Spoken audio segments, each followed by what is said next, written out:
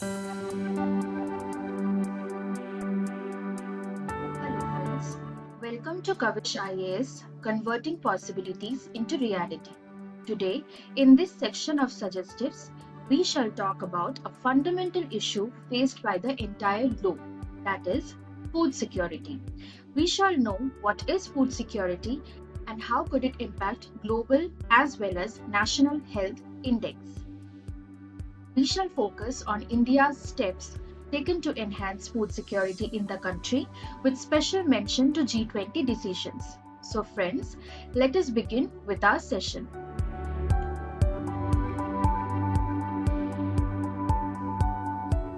So, first of all, why is food security so much in news?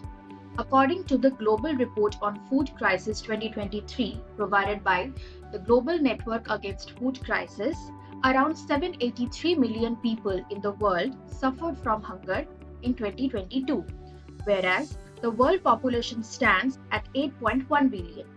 This means that approximately 9% of global population were hunger-stricken in 2022.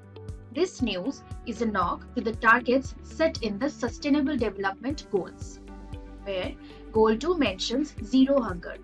As per the reports, presently in this run, we don't stand where we are supposed to be. Since food security is a critical aspect of sustainable societal development, these issues needs to be addressed.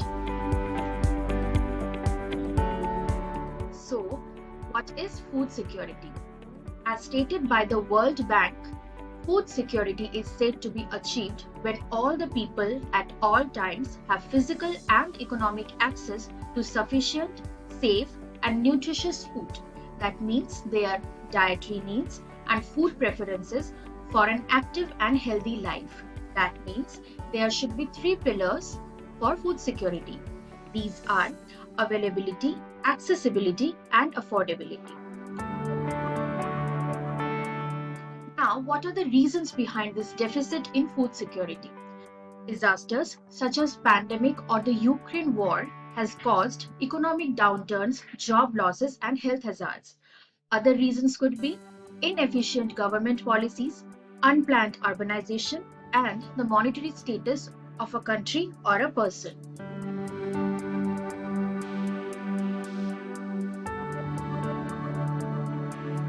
Hence, what could be the solutions? Identifying the vulnerable population groups such as orphan children, abandoned, pregnant or lactating women, older people, people from economically weaker sections should be the first priority.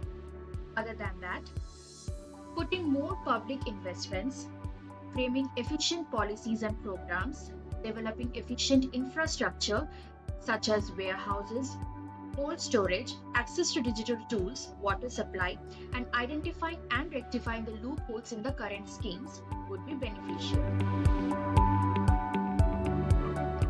Let us now talk about the G20 initiatives. Since about 60% of all agricultural land and as high as 80% of global trade in food and agricultural products are handled by the G20 participants, these parties have come up with better initiatives. For example, focusing on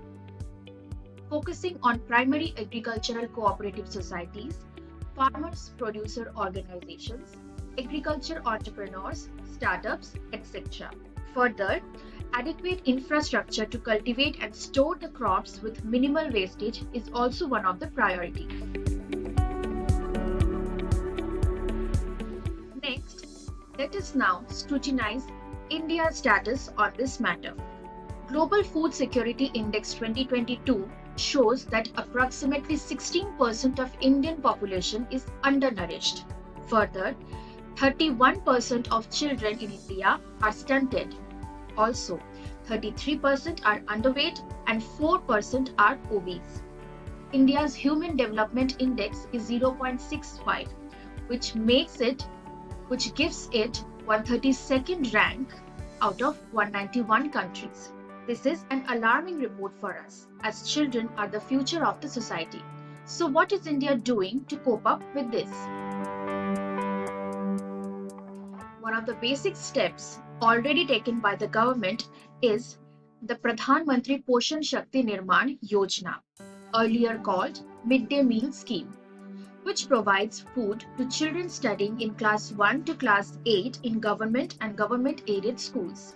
Other cumulative steps include focusing on agriculture, focusing on research and development to make better climate-resilient foods, establishing Pradhan Mantri Garib Kalyan package, also providing free food grains to all NFSA beneficiaries.